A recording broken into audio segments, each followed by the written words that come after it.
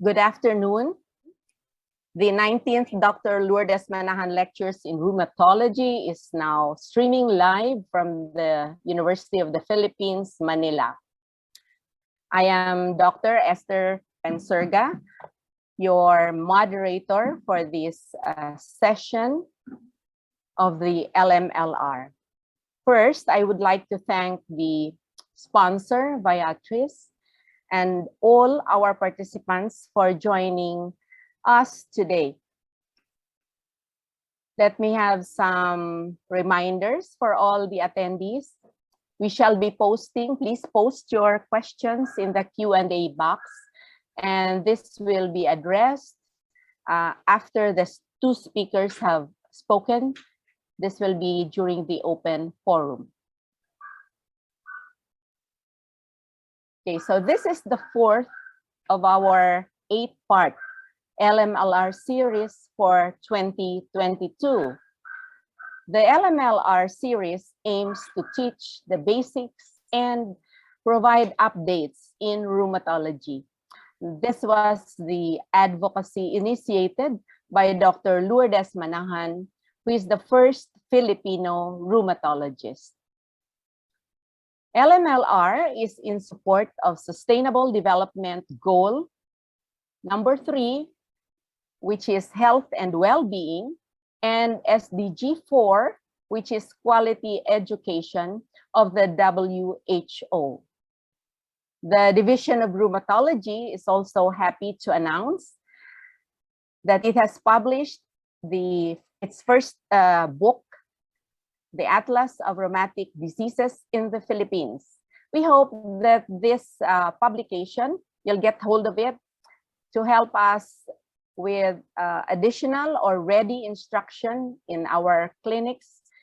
It's also for our students, fellow physicians, those who are not in the musculoskeletal specialties, and other healthcare professionals.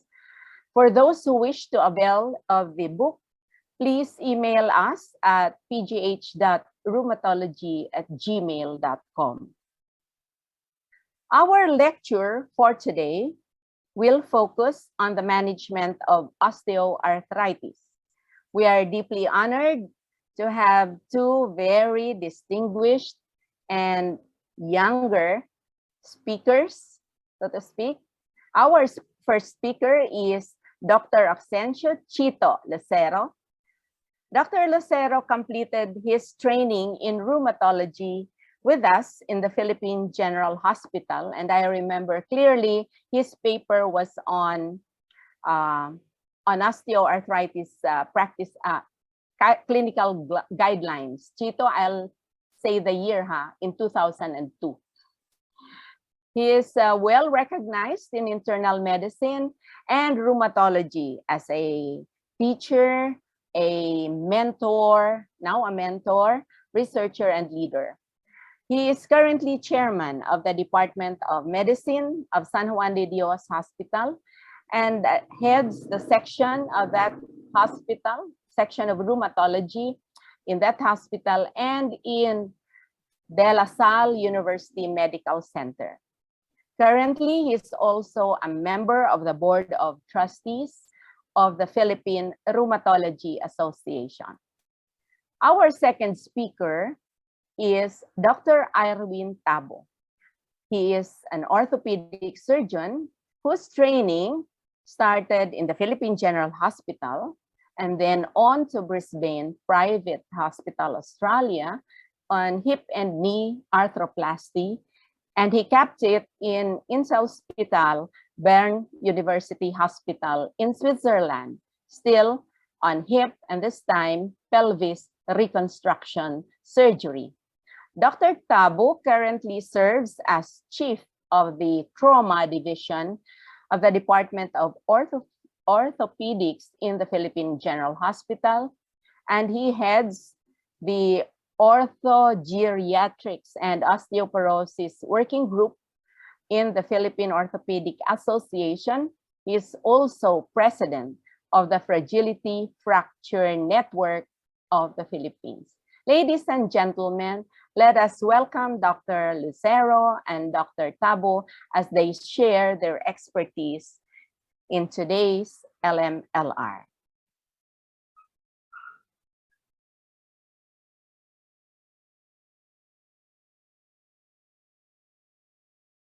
So good afternoon, everyone. First off, before I begin, I'd like to take this opportunity to thank the Division of Rheumatology of UPPGH for inviting me to be one of the speakers of the Lourdes Manahan Lectures in Rheumatology.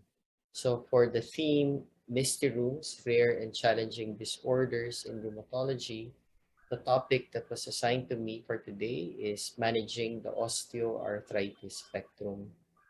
And my objective would be to discuss how to recognize and appropriately manage early osteoarthritis. So this will be the flow of my talk for today. So let's begin with epidemiology. So OA is the most common arthritic condition worldwide and is a leading cause of disability. In 2019, the Global Burden of Disease Study placed its prevalence, particularly symptomatic OA, at 7.1%. So in 2019, 528 million people were affected, 60% occurring in females and 40% occurring in males. And the most common joints involved are the knees, hands, and hips. In the Philippines, we do have our own data based on prevalence data coming from the National Nutrition and Health Survey way back in 2003. So prevalence is placed at 0.5%. So this makes OA the third most common arthritis behind gout and RA. And it is slightly more common in males. But if you look at the table compared to the Copcord studies done in 1991 and in 1997, both in the urban and rural setting, osteoarthritis is the most common arthritic condition. Now, the differences in the outcome between the Copcord and the NNHES studies could be due to the methodology applied in each of these studies. But what is true in all of these studies is that there is an increasing prevalence with age. It is more common in the middle-aged to elderly Filipinos. Seldom do we see OA below 40 years old, and it's more common in the elderly population, 60 years old and above. And the most common joints involved are the knees, hands, and spines. So seldom do we see involvement of the hips, ankles, and shoulders among Filipinos. And the most common presentation is monoarticular. Now, since 2010, the prevalence of OA has actually increased to 27.5%, and this is still expected to increase in the near future due to two factors, aging phenomenon and increasing prevalence in obesity. So in 2019, the estimate of the elderly population is around 703 million people, and this is expected to double to 1.5 billion in 2050. And this is also reflected in the increase in the elderly population in the Philippines. For obesity, there has been an increased prevalence worldwide of obesity from 8.3% in 2000 to 13.2% in 2020. And this is also reflected in the increased prevalence of obesity among Filipinos during the same period of time. Now let's begin discussing the concept of early osteoarthritis, but let me just begin my discussion with pathophysiology. So today, it's already a misnomer to simply regard osteoarthritis as a degenerative joint disease because the underlying processes of this condition is actually much more complex than a simple wear and tear disease. So the present paradigm is that OA is a synovial joint failure involving not only the degradation of the articular cartilage, but also the subchondral bone, the synovium, and all the periarticular tissue surrounding the synovial joint.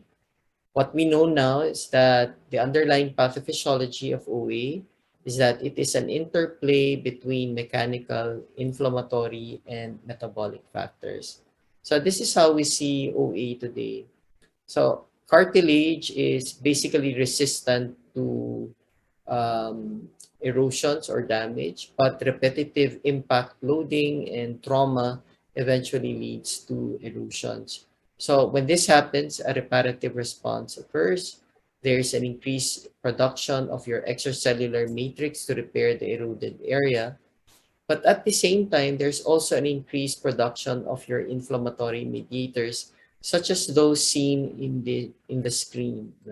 And these inflammatory mediators actually have autocrine and paracrine effects, not only on the cartilage, but also on the subchondral bone and the synovium. And these inflammatory mediators contribute to the degradation of the synovial joint that eventually manifests into the disease that we see in the clinic. Now, when I was making this lecture, part of my objective is to discuss early osteoarthritis. So part of what I was looking for is what is early OA? Is it the time of or the age of presentation, or when symptoms are just starting to show, or is it during an incidental finding of a radiographic x-ray of OA? So let me now begin to discuss the evolving concept in osteoarthritis. So apparently, in my search for the definition, there's actually no standard definition of early OA. So we do not have any criteria for diagnosis coming from reputable organizations like the American ACR, the European EULAR, and the International Group ORC. However, there have been attempts to define early osteoarthritis, and the earliest I can find is this one in 2012 by the Luiten et al. Group. So if you look at the table, they define or classify early OA in terms of presence of pain, X-ray, and based on MRI or arthroscopic feature. And part of the comment here is that it may not be applicable in the clinic. So 6 years later in 2018, they actually revised and simplified it to just include patient questionnaires, clinical examination, and standard X-ray. But even with this one, there's actually no universal acceptance of this definition. So there's now a call for a standardized definition of OA. And the main objective of this call is one, it will serve as a building block to describe OA and to define the different phenotypes. And more importantly, to establish tools that will help us identify risk factors that will tell us which OA will develop, which OA will progress, and which patients will develop early disease.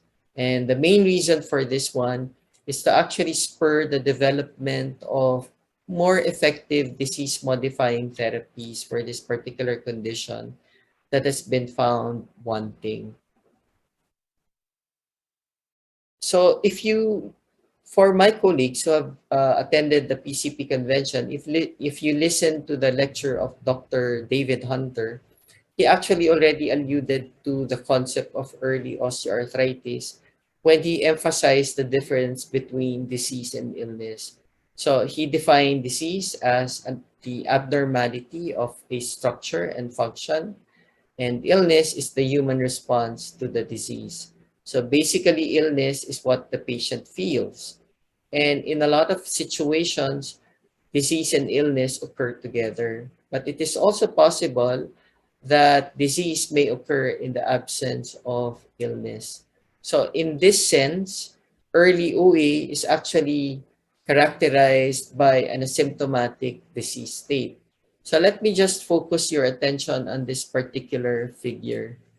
So we still don't know the trajectory of OA from how it develops from a molecular abnormality to an eventual anatomic and physiologic abnormality and eventually presenting in the clinic as an illness. However, it may be possible that in the course of its disease, you may have situations where patient has a molecular abnormality and an anatomic abnormality even without an illness. And we usually see this in the clinic when patients have incidental findings of X-ray, for example, of the knee without any symptom. Or you may have situations where you have a molecular abnormality or an illness, but patient doesn't have any anatomic abnormality. And this is seen in situations where patient, for example, complains of a knee pain, but when you do an X-ray, the X-ray is normal. So this concept actually explains the clinical radiologic discordance that we see in the clinic. And so if we look at the concept of early OA this way, we can actually stratify OA into 3 stages. So we can divide it into a no disease, no illness stage, a subclinical stage where patient has the disease but no illness, or a clinical disease or a clinical stage where the patient has both the disease and the illness. And in each of these diseases, there would be different goals of prevention, and there would be different focus of management. So for the no disease, no illness stage, the main focus would be health promotion through education. For the subclinical stage, the main focus would be early detection and treatment to prevent progression to a clinical stage. And for the clinical stage, the main focus would be reduction of damage in an already established osteoarthritis. Now, a lot of our treatment guidelines focus only on the clinical stage. But if we really want to focus on early management of early osteoarthritis, then it is important to identify major risk factors in our patient, particularly the modifiable risk factors such as those listed here. So this actually highlights the importance of non-pharmacologic management in osteoarthritis. So how do patients present in the clinic? So the main reasons why patients come to the clinic is because of joint pain. So in the beginning, pain is intermittent. It is aggravated by prolonged use of the joints, either through walking, jogging, or even squatting. And then it is spontaneously relieved with rest. But as the condition progresses, the pain becomes more frequent, the duration becomes longer, and as it worsens, the pain actually becomes more consistent or constant and may even present as night pain. Other important symptoms of OA is morning stiffness or stiffness after inactivity that does not last long beyond 30 minutes. Important signs are your crepitation, bony enlargement, limitation of motion, and mild inflammation. So an example of your bony enlargement are those seen in the distal interphalangeal joints called your Heberden's nodes, and in the proximal interphalangeal joint called Bouchard's nodes.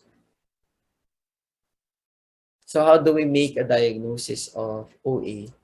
So just to give you a backgrounder, way back in the early 80s and 90s, the American group ACR published a classification criteria for knee, hand, and hip OA. So this was basically developed for research purposes only. And this is also the case definition used for the Copcord studies done in 1991 and in 1997.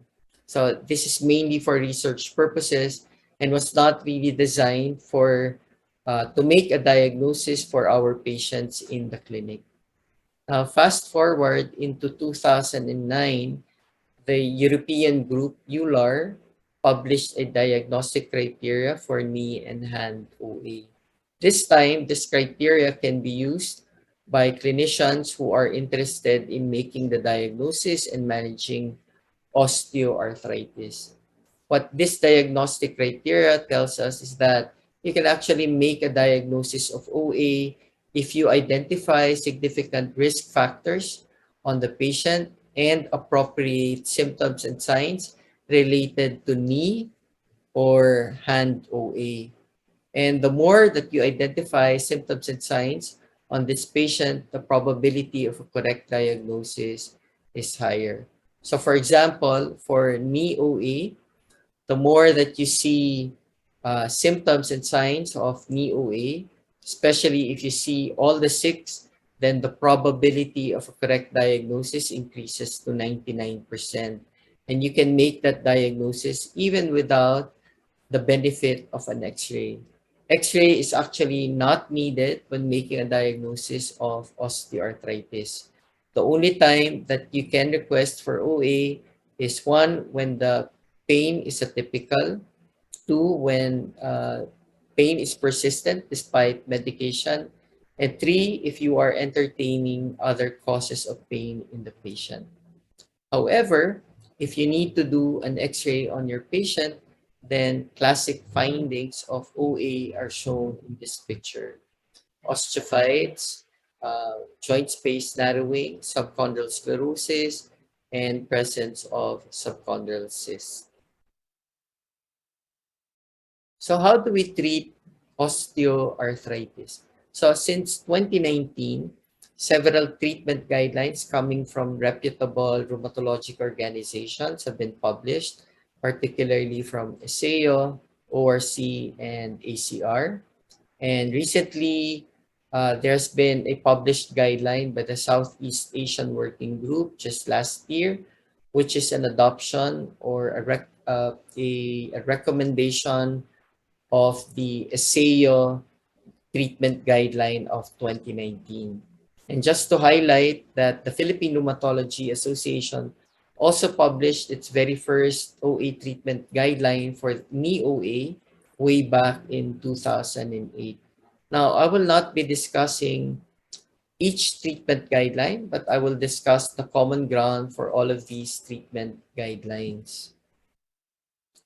So the goals of treatment for all of these guidelines is one, alleviate pain, two, prevent progression of the condition, and three, improvement of function of the involved joints. And treatment are usually or is usually divided into three: non-pharmacologic, pharmacologic, and surgical measures. Now, I will not discuss surgical management as this will be discussed by the next speaker, but I will focus my discussion on non-pharmacologic and pharmacologic measures.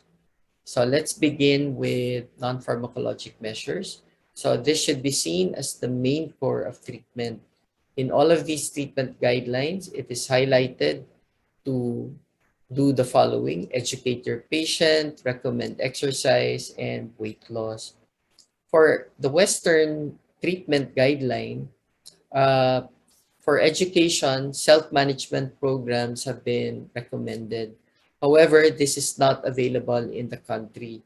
Okay? So self-management programs are actually formal classes where your patients enroll and they are taught what is the condition and what they can do to manage the condition.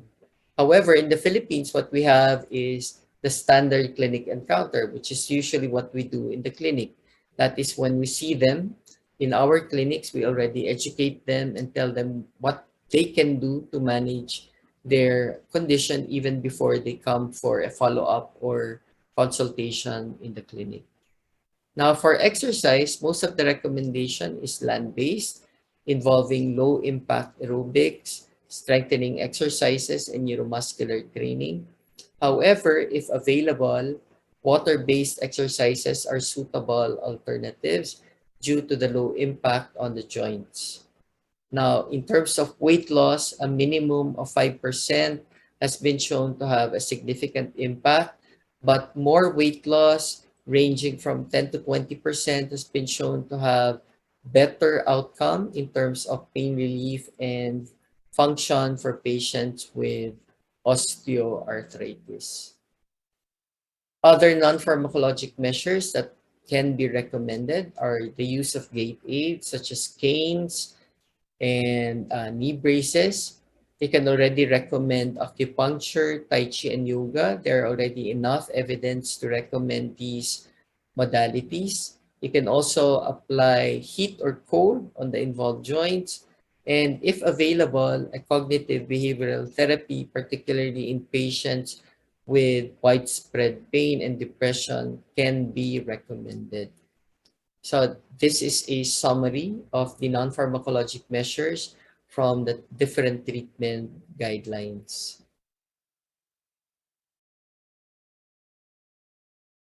So how about pharmacologic measures? So this should be seen as essential adjunct in the management of symptomatic OA. So I divided my discussion into analgesics, intraarticular injections, and nutraceuticals.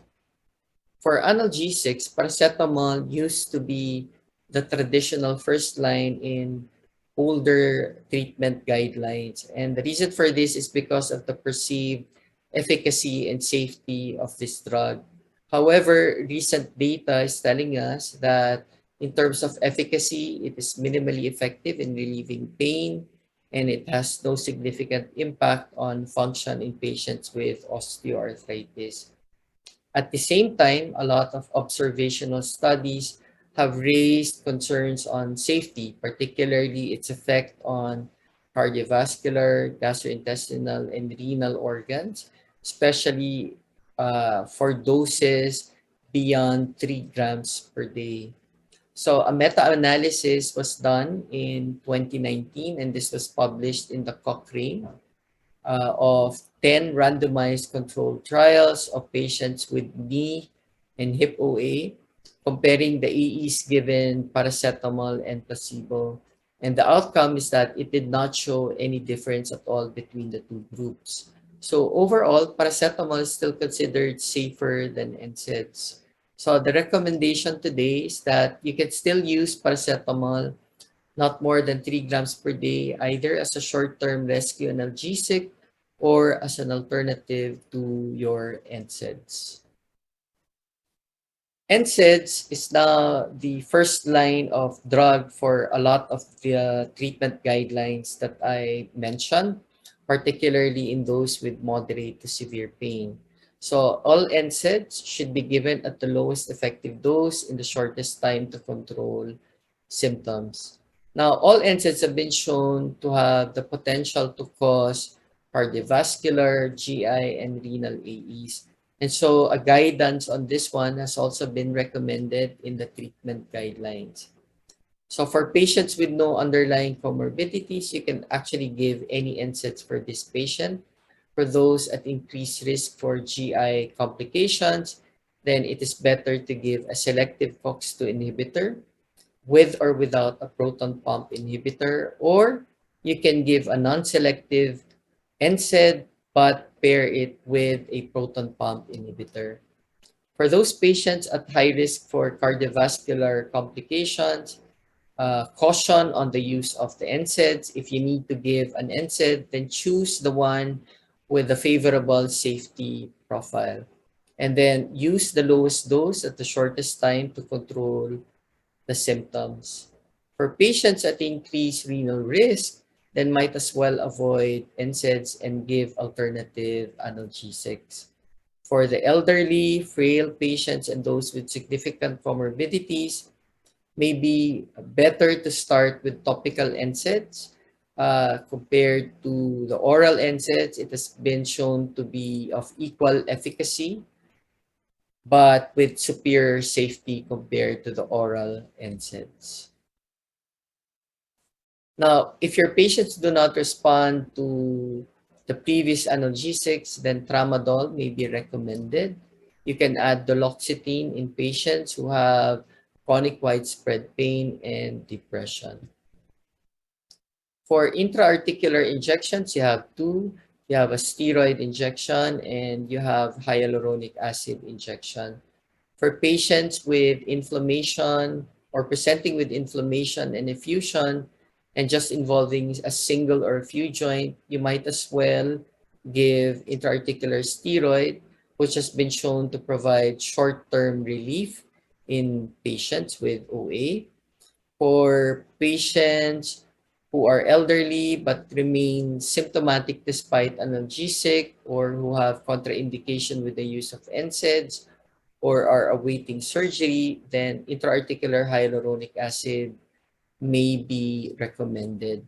And whether the single or multiple injections, they have been found to be effective in reducing pain and improving function in patients with knee OA up to 6 months.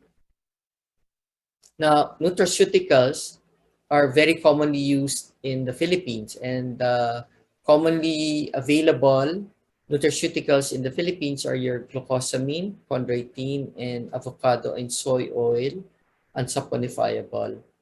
Now, there's been much debate on glucosamine, particularly the two different salts involved, hydrochloride versus the sulfated salt. But what is recommended by the PRA, SEO, and even the most recent Southeast Asian working group is the use of the patented crystalline glucosamine sulfate, because it has been shown to have a consistent positive results in all meta-analysis done using only this preparation. Now, there are weak recommendations for the use of chondroitin, particularly the prescription grade for hand OA, and for the avocado soy oil unsaponifiable for knee OA. So this is a summary of the pharmacologic measures from the different treatment guidelines.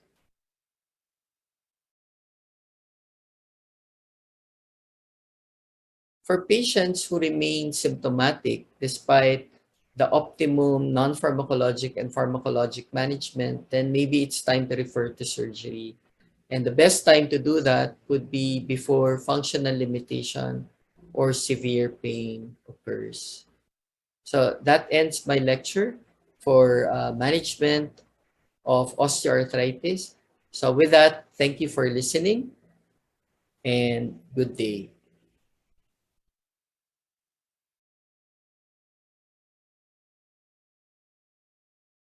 Hello and good afternoon to all. First of all, I would like to thank the Division of Rheumatology of the UPPGH Department of Medicine for inviting me to give a talk in this year's 19th Lourdes Manahan Lectures in Rheumatology. The title of my lecture is The Role of Surgery in the Treatment of Osteoarthritis. I have no financial disclosures for this presentation. So I would like to begin by showing you this slide to give emphasis to the burden of osteoarthritis, which is the third most rapidly rising condition associated with disability, just behind diabetes and dementia. Because of osteoarthritis, the reduced level of physical activity, comorbid conditions, and adverse effects of medications, it can lead to at least 55% increase in all-cause mortality. As a result, an estimated 1 million knee and hip replacements are completed each year.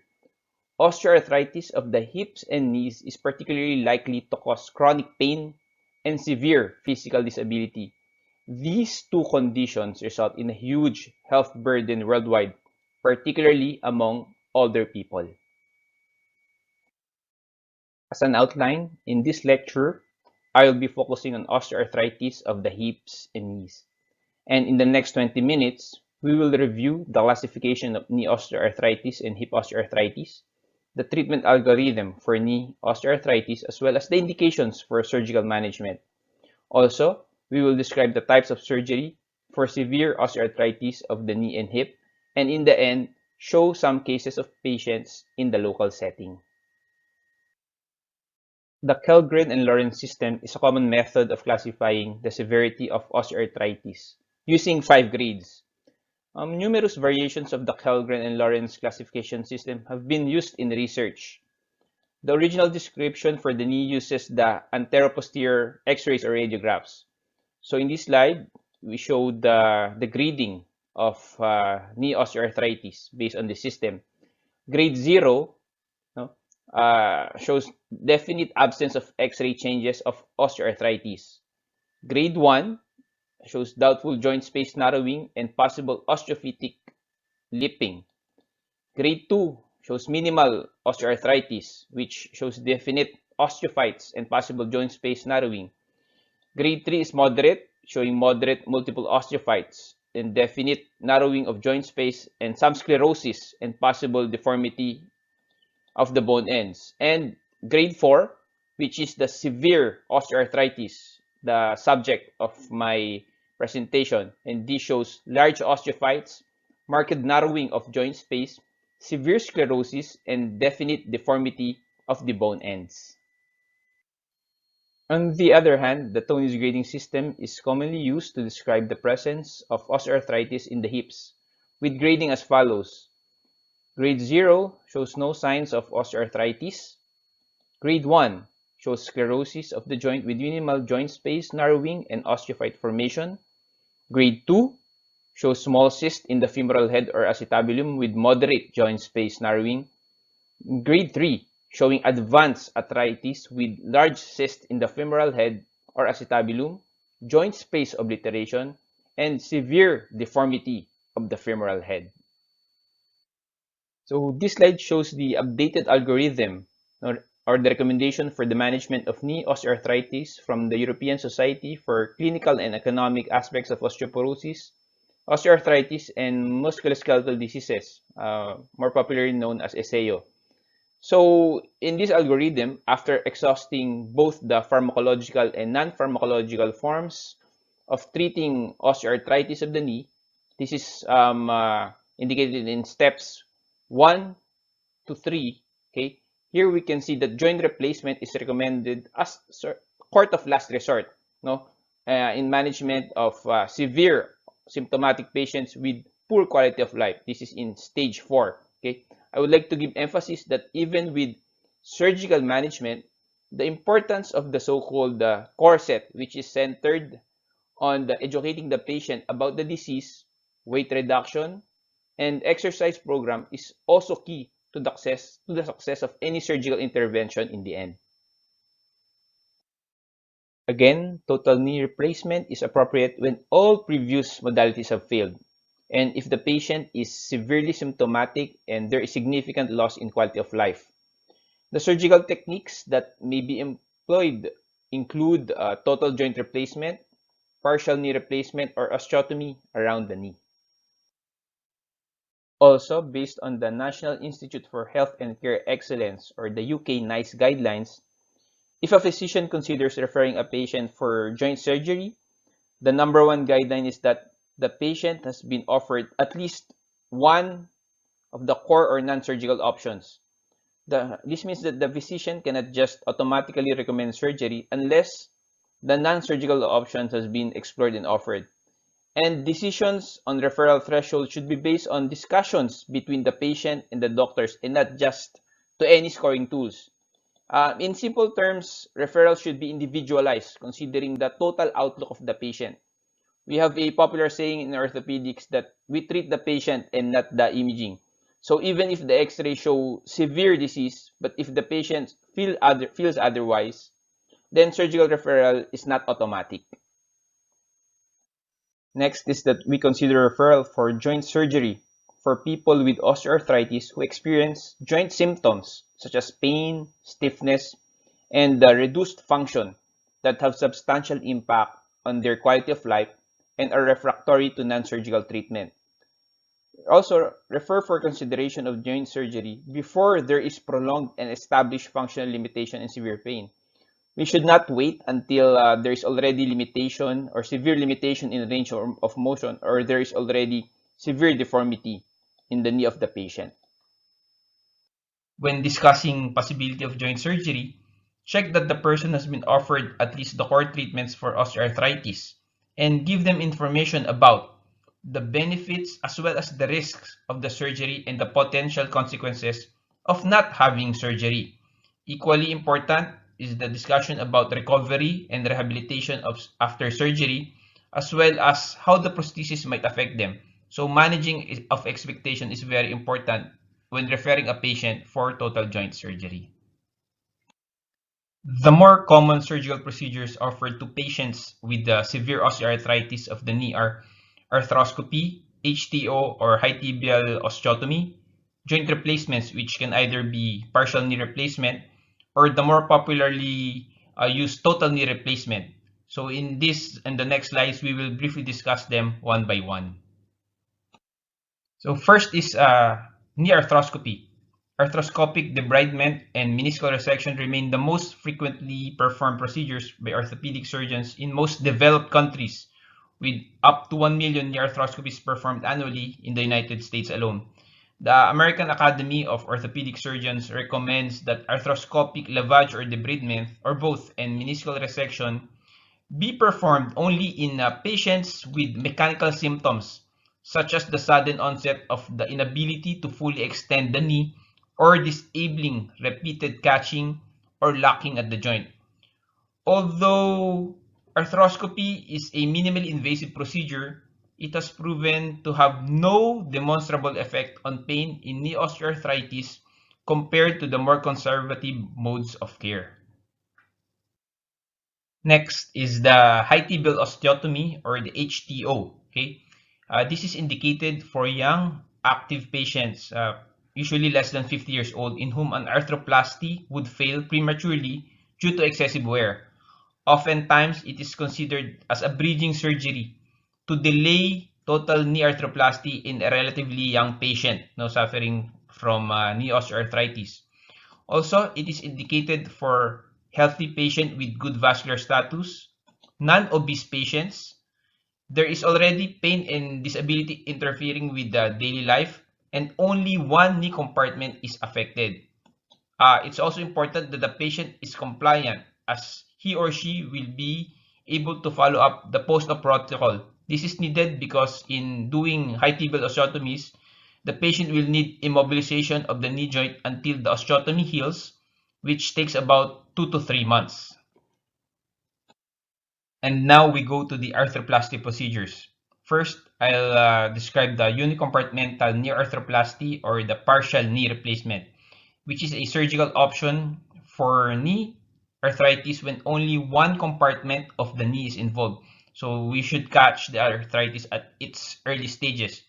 The procedure can be performed for isolated medial compartment, isolated lateral compartment, or isolated patellofemoral osteoarthritis. This is a less invasive procedure compared to a total knee arthroplasty and high tibial osteotomy. The most common reasons for conversion from a partial knee replacement to a total knee arthroplasty are the progression of osteoarthritis and aseptic loosening, which usually takes around 10 years from the initial partial knee replacement procedure. At this point, we will now discuss total knee replacement. TKR actually started in the late 1960s, 1968 to be exact. It's already been here for a long time. Total knee replacement is appropriate when all previous modalities have failed, as I've said or discussed earlier. And if the patient is severely symptomatic and there is significant loss in quality of life in a patient with severe osteoarthritis of the knee. Although TKR is highly successful and cost-effective, it has severe adverse outcomes as well. I won't bore you with the technicalities of how to perform such surgeries, but I want to reiterate that total knee replacement may give better results when patients are carefully selected and the surgery is well performed by a competent orthopedic surgeon. So, pre and post-op rehabilitation is also appropriate for the success of this surgery. As shown in this slide, we can see that in total knee replacement, there is a femoral component, a tibial component, and a polyethylene insert in the middle of these two compartments, which sort of replaces the worn out cartilage. And comparing total knee replacement to the other surgical options described, a recent network meta-analysis suggests that functional scores are improved by total knee replacement, which has better long-term efficacy, while unicompartmental knee replacement and high tibial osteotomy have better efficacy just in the short term. So this is the reason why total knee replacement are more commonly performed, especially in low-income settings, because of its cost effectivity. Regarding the grade recommendations of the SAO working group, the group affords a strong recommendation to total knee replacement surgery for end-stage knee osteoarthritis patients, which is a highly selective and cost-effective procedure, although not devoid of adverse outcomes. The role of other surgical procedures, such as the unicompartmental knee replacement, according to the recommendation, should be further investigated. At present, primary total knee procedures actually have very good survivorship outcomes, up to 15 to 20 years, no? Survivorship in the 85 to 90% of primary total knee procedures based on several registries. And now we will move on to the common surgeries for severe osteoarthritis of the hip, focusing on two procedures, which are the hip resurfacing arthroplasty and the more popular and common total hip arthroplasty. And now we will be discussing hip resurfacing arthroplasty. Actually, the indications for this procedure is controversial and very limited. Usually, it is an option for relatively younger patients, no, with advanced arthritis, but with good proximal femoral bone stock, no, with best outcomes in younger males. No. Here in hip resurfacing, the native femoral head actually is retained and is just augmented by a metal cup, no, and an acetabular component is used to augment the acetabulum. If you are a tennis fan, maybe you are familiar with Andy Murray, no? He's a former Grand Slam champion. A few years back, he underwent a hip resurfacing procedure to address the pain on his hip caused by already osteoarthritis, no? At a young age, he's only in his early 30s. True enough, he was able to go back to playing competitive tennis a year after the procedure, although of course he was not as good as before. But at least he was able to return to competitive playing of tennis. Moving on, we will now be discussing about total hip arthroplasty, which is the go-to procedure for severe hip osteoarthritis. This is a very cost-effective surgical management of severe hip osteoarthritis, which has been regarded as one of the best developments or innovations in orthopedic surgical management in the last 50 years. Okay, it has highly successful outcome with good long-term results. The survivorship could reach for about 20 years on the average for more than 90% of patients undergoing primary total hip arthroplasty. Okay, although we must also explain to the patients that it has several adverse reversible outcomes, although these outcomes are seen in less than 1% of patients, such as infection, no, which can lead to sometimes mortality, deep vein thrombosis, and as well as chronic pain post-surgery. That's why good patient selection and a well-performed surgery as well as excellent rehabilitation are also needed to achieve good results for total hip replacement. So the components chosen can either be fully cemented or uncemented components based on the age of the patient and the bone stock. Okay, so here we can see there is an acetabular component and the femoral component, no, for total hip replacement. So in this next slide, I want to just mention a study wherein the outcome measures were mapped out prospectively in 263 patients receiving a joint replacement. Function was assessed prior to surgery and at 3 and 12 months post-op, no, using patient-completed questionnaires, clinician-administered tools, as well as performance tests. Results showed clinically significant improvement in about 90%, okay, of patients with hip replacement and 70% of those with knee replacement. So patients with severe disease at the time of surgery were more likely to have substantial improvements in pain and functional ability based on this cohort study. So now I'll be presenting to you a couple of cases that I've done in the local setting wherein patients with severe knee and hip osteoarthritis benefited from a joint replacement.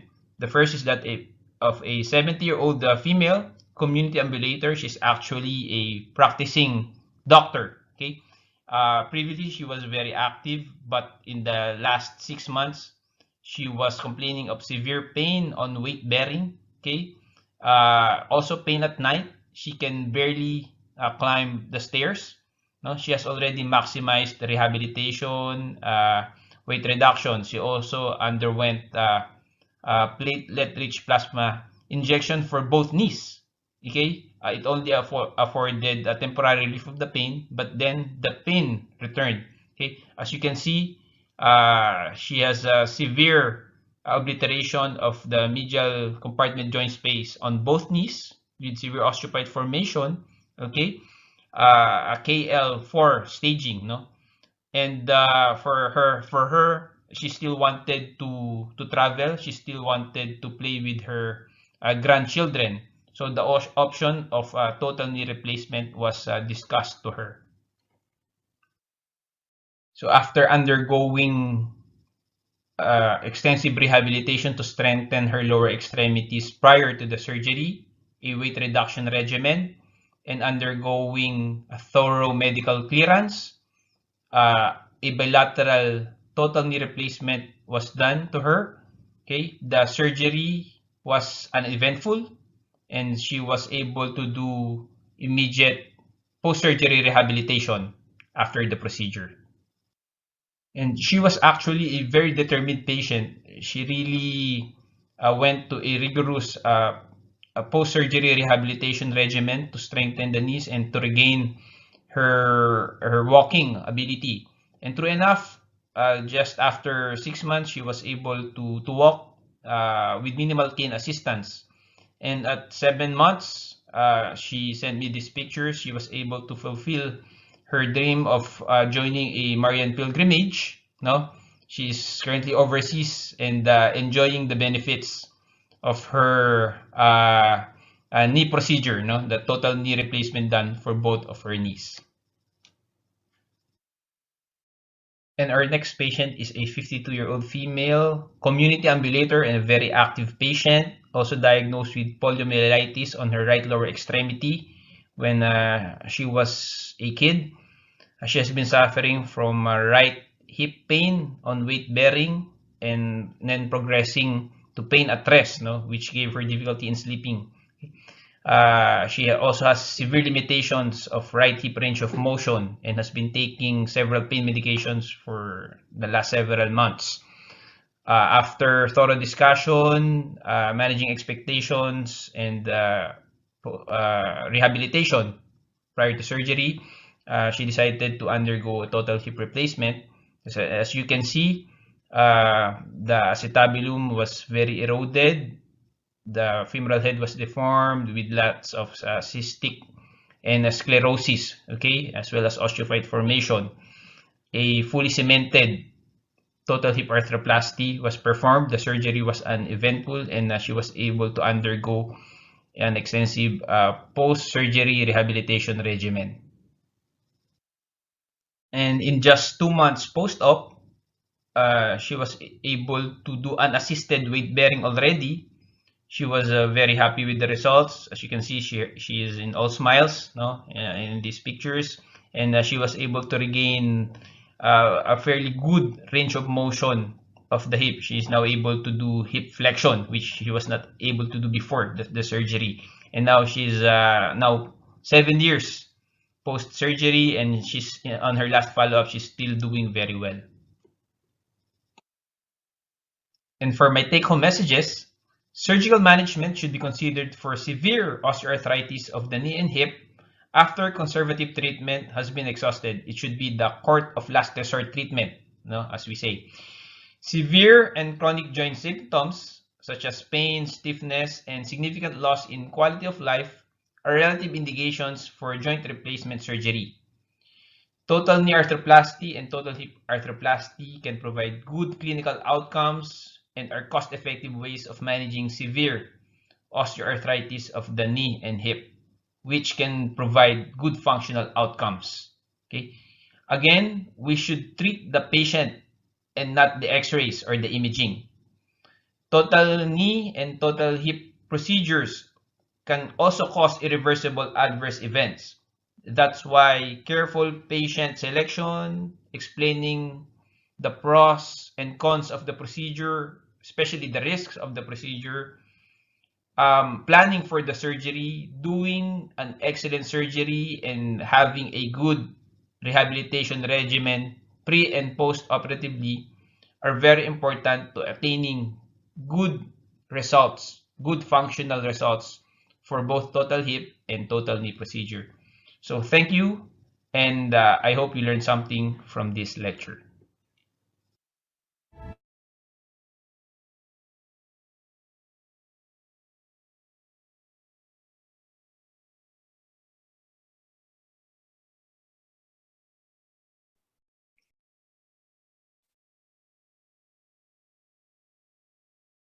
Okay, so thank you very much, Dr. Lucero and Dr.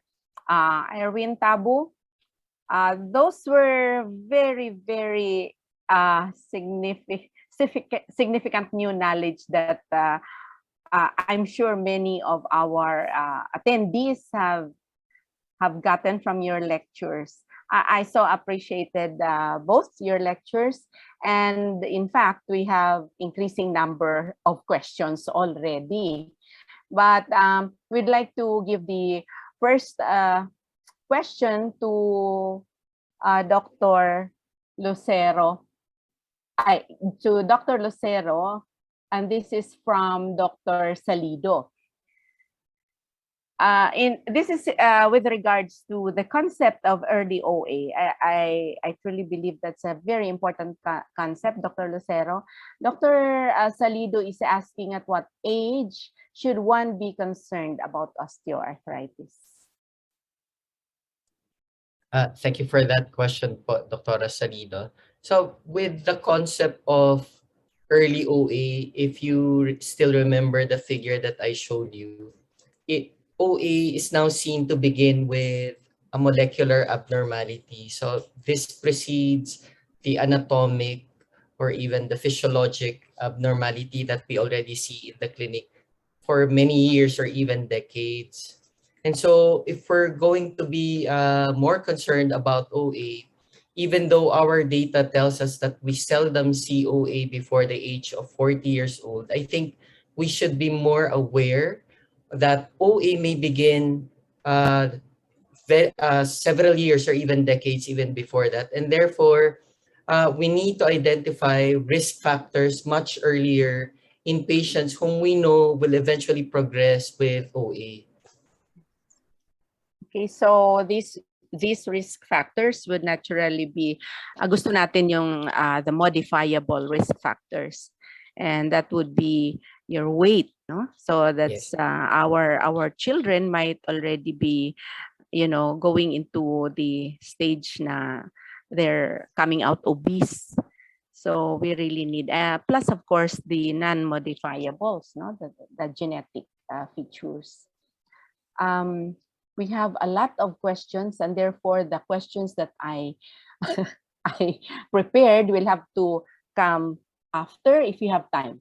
So very informative lecture. This is on non-pharmacologic treatment, Dr. Lucero. This is on hot and cold therapy. Is there any timing, or what do you use? How do you use this in treatment?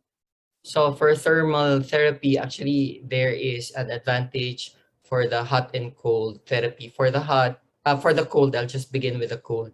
If it's just a beginning inflammation in the patient with OA, then the use of a cold therapy would somehow decrease the inflammation in that particular area. And therefore, it would be best to use this at the earlier stage of the inflammatory process. However, in patients with already stiffness, including not only of the knee, but also of the tendons and the joints, then it would be much better to use hot therapy for that patient to soften these tendons and make the joints easier to move. Okay, so you do have those kind of partition, no? Early and then inflammatory. You'd like a cold compress. However, there are also cases, Dr. Lucero. What do we do if they are averse? No, some of our corollary to that question, some of our elderlies would say, "Ay, pag malamig, mas sumasakit." So, what is usually the thing we do next? Well, you can advise some pharmacologic therapy like a topical NSAID Yes. would best fit these particular patients. Yes. So we still go safe, no? Let's go to some questions in surgery. I'll be throwing the questions between our two speakers. For Dr. Tabu, the question is, how early, is there an age cut-off? This is cut off now, no, to do total or surgical procedures in our OA patients. Do you have that?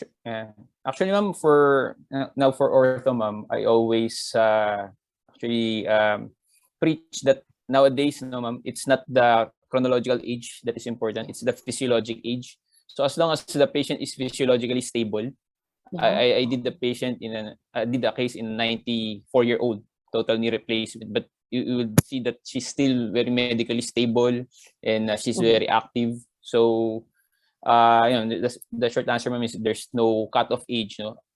But of course, for the younger patients, that's when we vary what surgical procedure we offer the patient, no. That's why I mentioned some of the not very popular surgeries, no, the high tibial osteotomies or the partial knee replacements in my lecture po, ma'am, which are more for young patients. And then in relation to that, there's a question here on the protocol that we can put into place to optimize results. So this is, again, I think this is part of your choice of patient to do the procedures on. No? So here, what protocol would best predict, no, a good outcome? And therefore, in relation to that kabit-kabit na, how do we best prepare patients prior to sending them to you?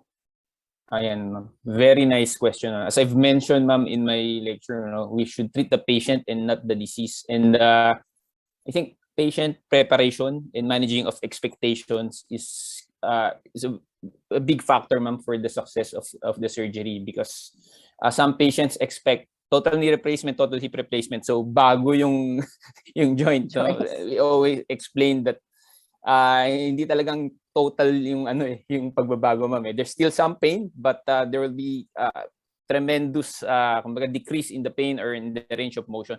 So to answer your question, ma'am, nowadays, ma'am, what's being actually promoted is a multidisciplinary approach, not only for hip replacement but for all other surgeries. And I was actually inspired by what you've started at Philippine General Hospital, ma'am, yung OAMDC natin, the Osteoarthritis Multidisciplinary Clinic, no? Wherein there is the input of rehab, rheuma, ortho, and even family medicine dun sa treatment of patients, preparing them for the surgery. There's actually no standard protocol as to the extent yung rehab. The more the better. However, what limits it actually still the cost, kasi that's the reason. But the more the stronger the muscles, the more prepared the patient mentally, as well as the family, it's actually that would give better results in my experience po.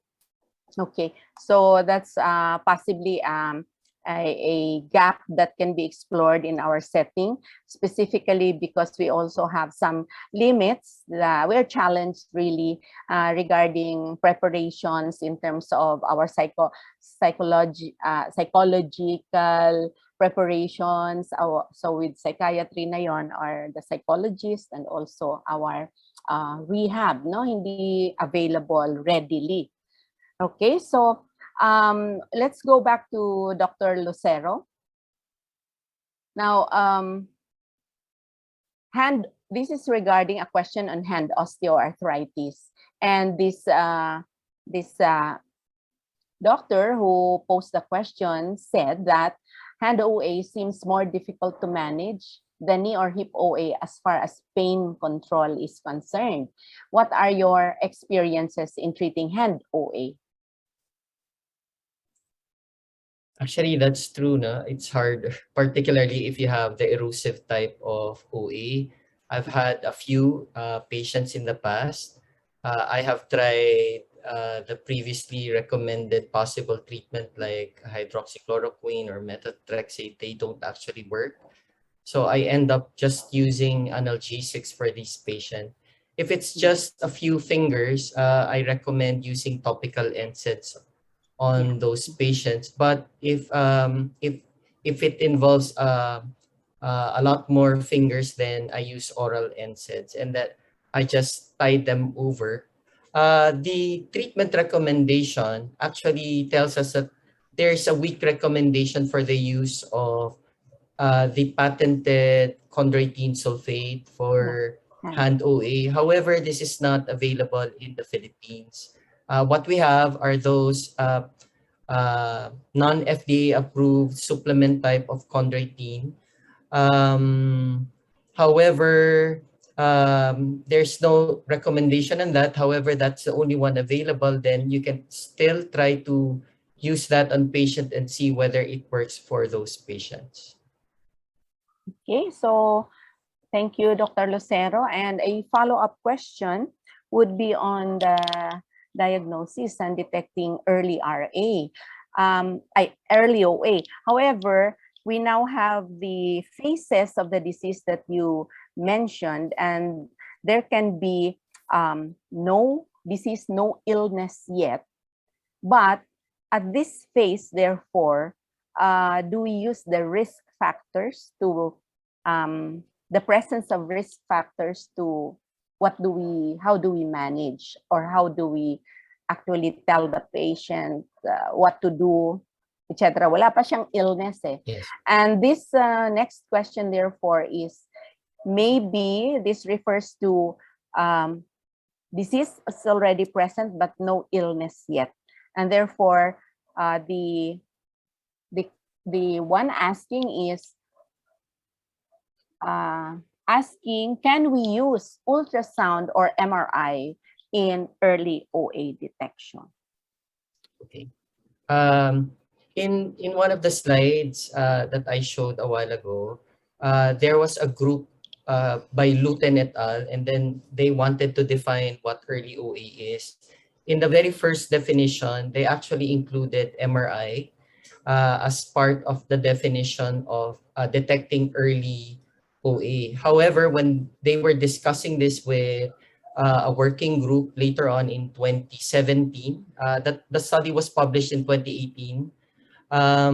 They said that MRI may not be available in all centers, and therefore they may have difficulty using the earlier criteria in a primary clinical setting. And so they revised it. And one of the main reasons why they did not include MRI is because, one, the unavailability in a lot of centers. Second, a lot of the changes that we see in MRI might not be specific, meaning for OA alone, because a lot of these changes can also be seen in other patients who may not have the disease, and therefore it may need to be validated further regarding the findings that we see in OA patients. And the same is true for ultrasound.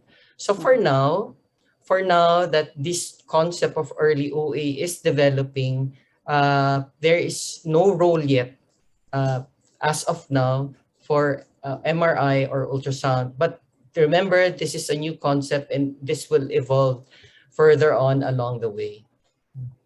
Okay, so we actually are very excited about this phase of the disease, especially because most of the patients would go first to the orthopedic surgeon and come to the rheumatologist last. But have you observed this, Dr. Tabu, that the patients, if you offer surgery, then they would step back and look for other doctors, no? And then they would come to the rheumatologist.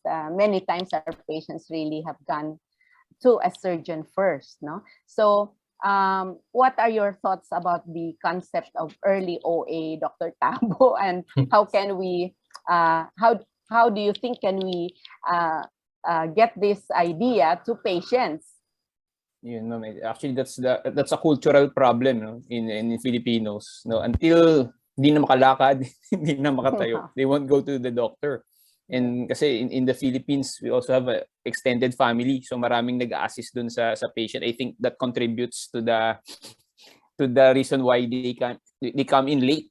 Okay, yes. But I guess, ma'am, no, learning from Dr. Lucero, and also based on the NICE guidelines, you don't wait until severe na yung symptoms. Yes. No, you catch them early on. That's also what's being done abroad. So I guess in my case, ma'am, when I get patients, no, in their 80s with severe OA, I also educate the daughter or the son who is usually in their late 50s. This is educated about osteoarthritis and also osteoporosis, no? In that way, meron ka ng captured na mga pasyente, and then I refer them to the other specialties like rheuma or rehab, no, to prevent the progression of the illness. That's my strategy. Okay, so we don't have a national program. That's the in fact, no. So that's a challenge for our younger leaders, and it will have to become an advocacy and much work, no, to change the mindset of our patients. It's between the bone doctor, surgery or medical, or rehab, no. So tatlo pala yan. Okay, so we go on to our other questions, Dr. Tabu. Can TKA or total hip or total knee replacement in both extremities? You do this at the same time in a single surgery? Actually, I do this for very select patients, ma'am. Usually, these patients should be really physiologically stable. To say no comorbidities, because especially these are usually the older patients, ma'am. So if they have uncontrolled hypertension or diabetes, I advise them stage na lang po, no? Stage procedure, because of course the surgery time is longer, it's doubled, the anesthesia time is longer, more blood loss. Yes. So although it's being done, but especially in the Philippines, minsan the nursing team is not that adept in assisting total knee replacement, so the surgery drugs bumabagal. So if the logistically the hospital is capable of doing it, no, and then there's a good preparation for the patient, then that's a possibility, like what I shown earlier, ma'am. Yes. So it can be done, no? And just about the procedure, one question here is on the healing for keloid formers. Our colleague here may have a patient who has a patient who is a keloid former. Multidisciplinary, I'm an advocate of that. Refer to derma. Actually, I always that's a big problem. Kidding aside, especially for total knee, kasi the incision is right at the middle of the knee. If the patient is keloidal, even if we really be meticulous in the incision and the closure, if keloidal yung patient, ma'am, keloids will always happen. So I advise them to also to go to my friendly derma colleague to manage. Yes, of course, no. So two questions here on treatment for drug treatment for Dr. Lucero. Here, one question is, how do you give glucosamine sulfate? And the other question is, barring any contraindication, which NSAID is most preferred as to efficacy in addressing knee OA pain and inflammation? Nako, may okay. So I'll start na lang with the glucosamine sulfate. I think that's the easier question. So there are two preparations. The original one is the one in sachet powder form. So it contains 1,500 milligrams of glucosamine sulfate, and then you dissolve it in water around 200 ml, and then take it 30 minutes before breakfast. Okay, and the reason for that is that it's better, it has a better absorption if you have an empty stomach. If you take it, there's no adverse event because it's something like a sugar in water only. So it won't cause a lot of GI symptoms in this patient. The other preparation, which is the newer one, is in capsule. The preparation is 500 milligrams. It's still a patented crystalline glucosamine sulfate, and you take it 3 times a day. And again, best to take it before each meal, okay, for better absorption.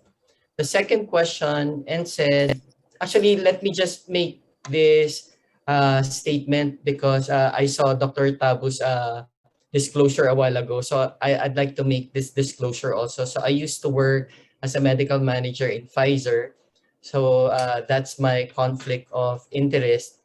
But when I manage patients with OA, I really begin with paracetamol. No? It has been my training ever since training under Dr. Penserga, who has been highlighting really the safety of this drug. And it has been proven even with the most recent Cochrane study of the safety of paracetamol.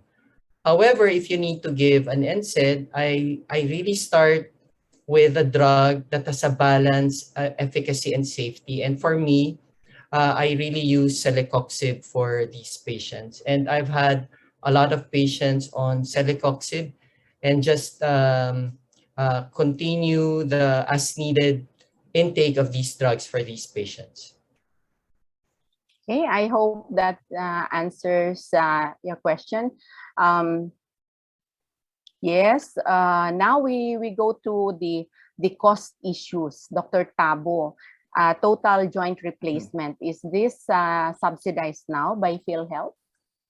The subsidy, ma'am, is very minimal. No? Actually, the bulk of the cost is on the implants. No, it depends, ma'am. We have implants coming from Taiwan, from Europe, from China, and USA. So the cost varies, but as a rough estimate, but for a total knee procedure, it can be range from 100 to 180,000 to 200,000, depending on the hospital.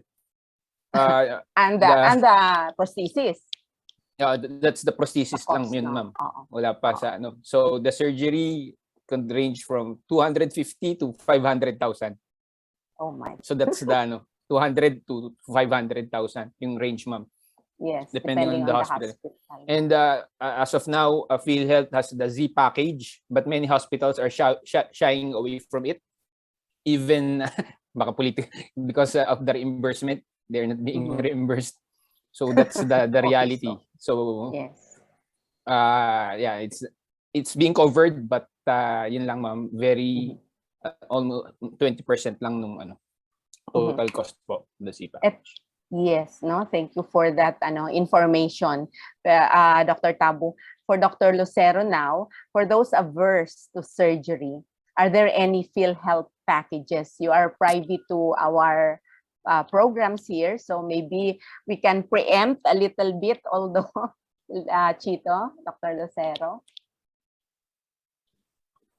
PhilHealth packages, ma'am, I'm not familiar with any PhilHealth packages, except for injections. Yung kino-cover kasi ng PhilHealth for injections, if you do it in a hospital setting or in areas that is accredited by PhilHealth. So for example, in the hospital where you practice, you cannot just simply do it in the clinic. You have to do it in a minor OR and then do, for example, an arthrocentesis, and then that can be covered by your PhilHealth. Okay. Yes, and maybe just to tell the audience that the PRA is in the process of getting setting some of these PhilHealth packages for rheumatic diseases.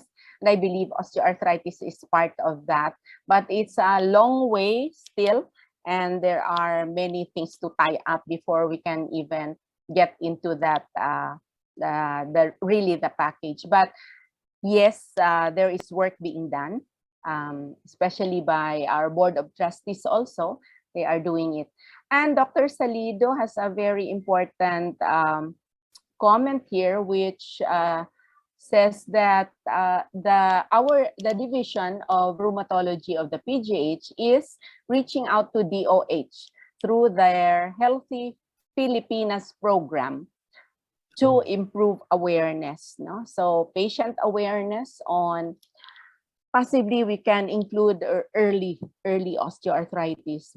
Osteoarthritis being the second, no, in prevalence to soft tissue rheumatism among our MSK patients who come to us with pain. So I think we have more or less tackled. Here's I think another question for the surgeon. It's healing rate of TKA for diabetic patients. Excuse me. As long as the diabetes, the sugar levels are controlled. In my experience, no, it's it's comparable to a patient with no diabetes, as long as it is controlled. Actually, one of the contraindications is that if it's an uncontrolled diabetes, I actually sit down with my patient and I tell them maybe to wait further before doing the surgery. That's right. Yeah. So I think one last question now. There's a bago itong kuha na to, no? Maybe nutraceutical ito or supplement. It's Probiflex HA. So it's injectable. Any experience among our speakers on this injectable preparation? This probiotic, collagen, and pineapple. It's not an injectable, ma'am. It's parang similar oral. to glucosamine. Okay. Parang it's in a sachet and then you dissolve it also in water. Actually, I haven't tried it in my patients, but I also researched on this one. There's not much data on this yet, so it's understandable that it's not yet being picked up in a lot of treatment guidelines. And just to segue, probably there are a lot of people also would like to ask whether the other nutraceuticals, ORC actually reviewed data on curcumin, boswellia, and there are weak recommendations for that for knee OA only, but not for hip OA. So, but the other organizations are not recommending this. So this means the data is not really that robust to make a strong recommendations for all of these other nutraceuticals. Okay, so I think we have really extended our time by 5 minutes pa. There are a lot of questions, but I'm sure that all of us have learned a lot. And I think for Dr. Lucero's question, we really were impressed about that possible phase, and it's a gap in our knowledge and in our possible intervention, that phase of early OA. And for Dr. Tabu, I think the patient choice, no? It is when we refer our patient for surgery, it has to be the complete package, from the mental to the musculoskeletal preparations, and of course internal organs, diabetes, the keloid formers, the hypertensives, the CKD patients, etc. With that, I would like to close this session. That was a most fruitful session. You cannot imagine how happy I am of this LMLR session. Thank you very much. Any word from Dr. Salido? Or can I close it now? She's saying, we appreciate your participation today. Also, for those who asked questions, all who stayed, thank you very much. I'm sure we learned a lot. Your evaluation, your certificate of attendance will come if you evaluate the program and answer some post-test questions. Okay, goodbye, everyone. Thank you, Chito. Thank you, Arwin. Thank you, ma'am. Thank you po. Thank you, ma'am.